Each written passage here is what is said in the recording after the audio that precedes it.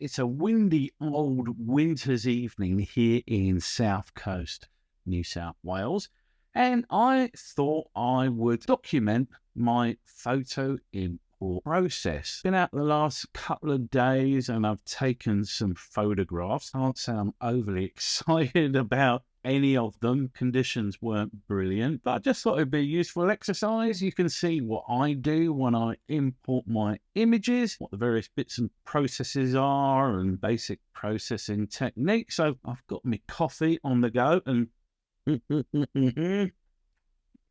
coffee milk mustache to go with it.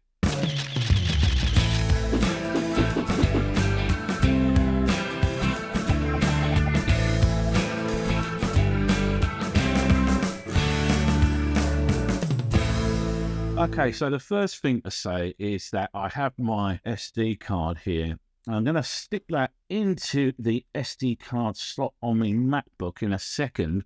But before I do that, I have a little utility called Hazel, which I'm going to open up here and show to you guys. And this is a key part of my photo processing procedure. This is a little app which imports all my photos for me, copies them off the SD card and sticks them into a folder on my photo drive. So you can see I've got a few little rules set up here. I've got a rule for my video files, a rule for JPEGs, and a rule for RAW files from my Fujifilm, these RAF. All right, so let's stick the SD card in the slot, and we should hear the photos drive kick off. Yeah, here are the images. Okay, so the hard drive has stopped whirring, and if we go into here, we can see that it has got some new content in my 2023 folder. We've got some from the 7th of June and some from the 8th of June. And as per my rules in Hazel, it's copied everything into this RAWs folder. So there were no JPEGs found on that particular one. So what we'll do now is eject that card and then fire up Lightroom. The way I use my photo archive with Lightroom is I don't use the import process within Lightroom itself. In other words, I don't stick the SD card in the slot and then have Lightroom copy those files onto my photo archive. I use Hazel, as you've just seen, because it's way quicker. What I do is I add in place. So if I open up the import dialog, there we go. And you can see we've got my source, which is my main photo folder.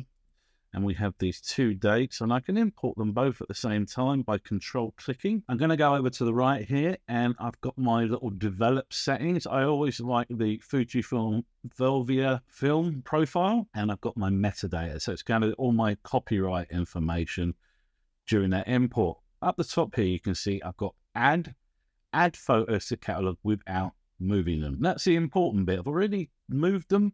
It's way quicker that way.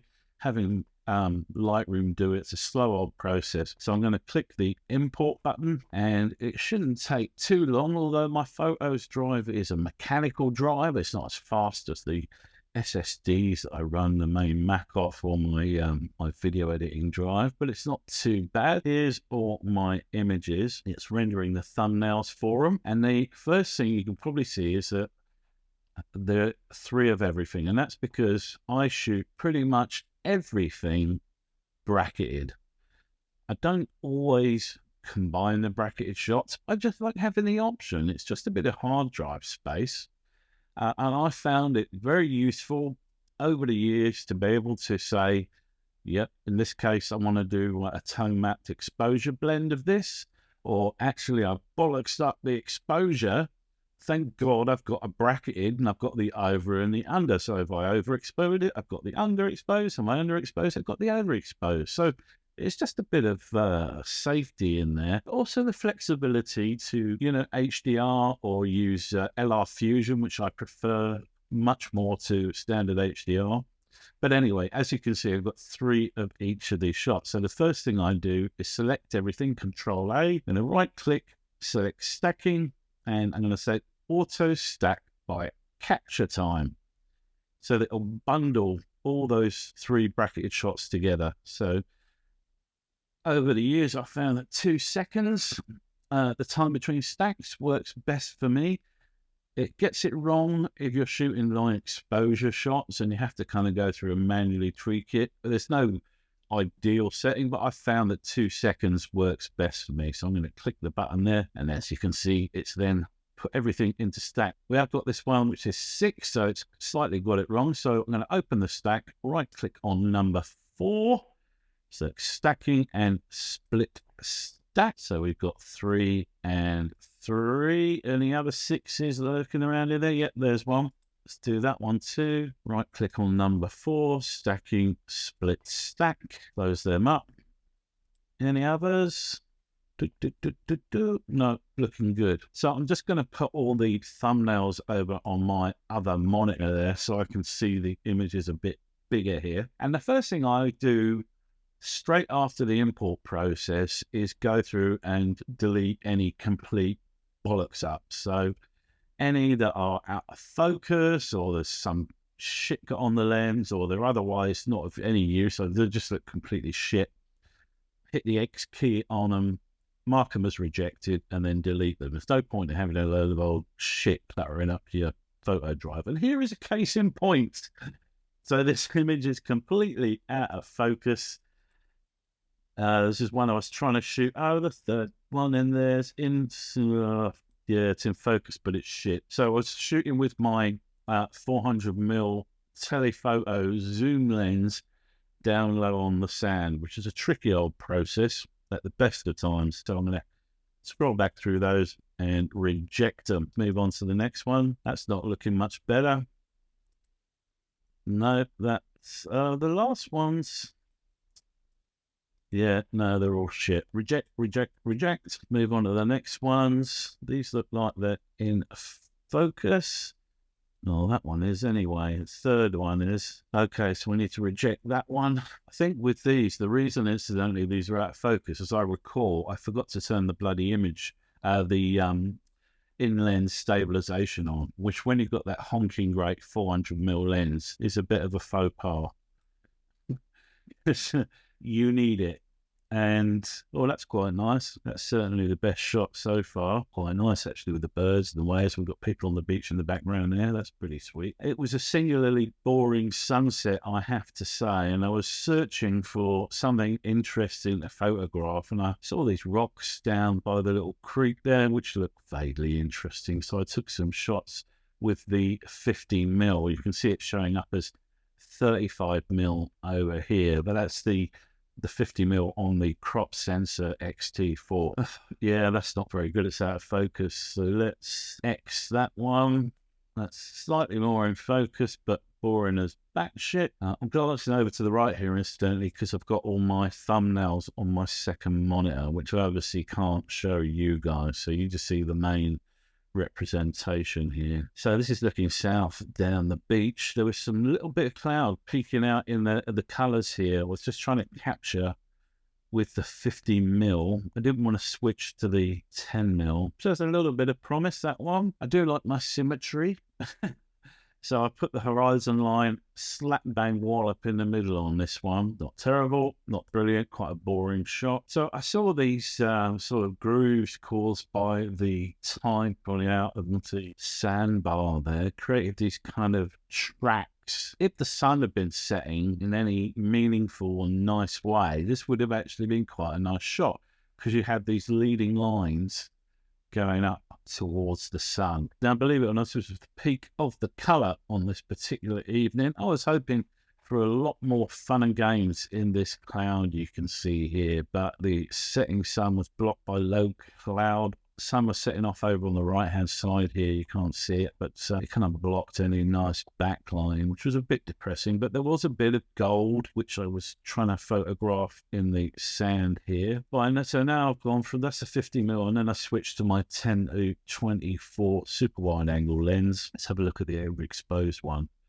A little bit of promise in that one. And then we move on to the next day, and I missed the sunset on this. There was a little bit of colour that caught me out. I wasn't expecting there to be any fire in the sky, but there was a little bit of colour. So I did one of my last minute dashes. I only live 8 minutes from the beach and the river, so I hopped in my car and drove up the road. But I realized I wasn't going to make it there before the color faded. So I did plan B, which is this sculpture, a dragon on the grounds of a winery. You can see the mountain there, Coolangatta Mountain in the background there, which is the same mountain as that one, coincidentally. So that winery where I'm photographing that is over here somewhere.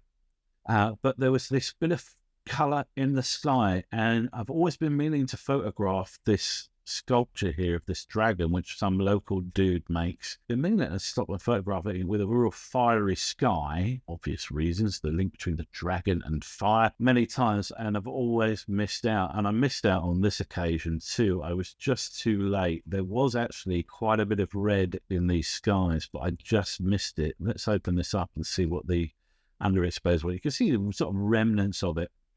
So this is an absolute prime candidate here for a tone map blend of 3 shots. There's a wide dynamic range. The normal exposure here, we've got some blown out highlights. We can get a lot more from the shot if we combine with the overexposed and the underexposed, particularly that one, because we've got all this lovely blue sky over here. So let's process this one. So firstly, of course, we're not going to need my masks because there's no sky in there. So it's not going to be able to work those out. So we can do it all either with sort of localized masks or with some global settings. So first thing I'm going to do is bring up the white point. And if you look at the histogram, I'm going to turn on clipping actually, so we can see in case it starts clipping. Look with how far we can push that. Look what a huge difference that makes. I'm setting this white point correctly. And now we're going to introduce a bit of contrast. I'm going to turn on black clipping 2. And we can take that quite far back. Can you see it creeping in now? Bring the shadows up slightly so we can see what's happening over in the background there. And what I'm going to do as well, I don't want any detail in here because it's out of focus. But what I'm going to do is going to make a new mask with a linear gradient. And I'm just going to select this area here with the birds in it. And I'm going to turn up both texture and clarity just to make the birds pop a little bit. So I'll turn up the texture first, just judging it by eye, and the clarity, which will make it a bit more contrasty in that portion of the picture. Yeah, that's looking pretty nice. Now, do I want to do anything else to this? Don't think so. Quite like it. I'm going to close that masking and maybe stick a little vignette. Secret with the vignettes is not to overdo it. Oops, went the wrong way. I never go much further than -10. If you go crazy, it just looks like you're looking through a bloody porthole on a ship or something. Look, you know, it's just silly. Let's turn off the clipping warnings on the histogram there. You know, you don't want to go this crazy. I think -10 is a nice, subtle, just to draw the eye in.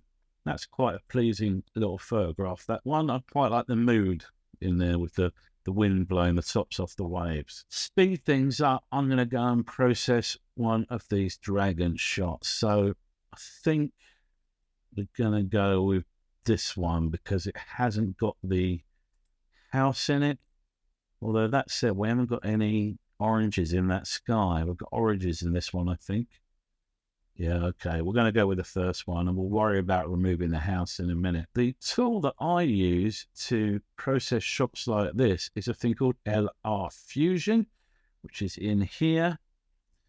Blend exposures using LRN Fuse. It's an exposure blending application, a bit like HDR, but it's much more natural looking. I swear by it. I love it. I use it far more often than I ever do HDR. So I'm going to click Infuse, and you can see the operations running here. Okay, so it's finished infusing, and here is our blended shot. And let's get in here. We've got some clipping here. If we bring down the highlights, clipping gone. We've pulled back the data because we have a tone mapped and exposure blended image.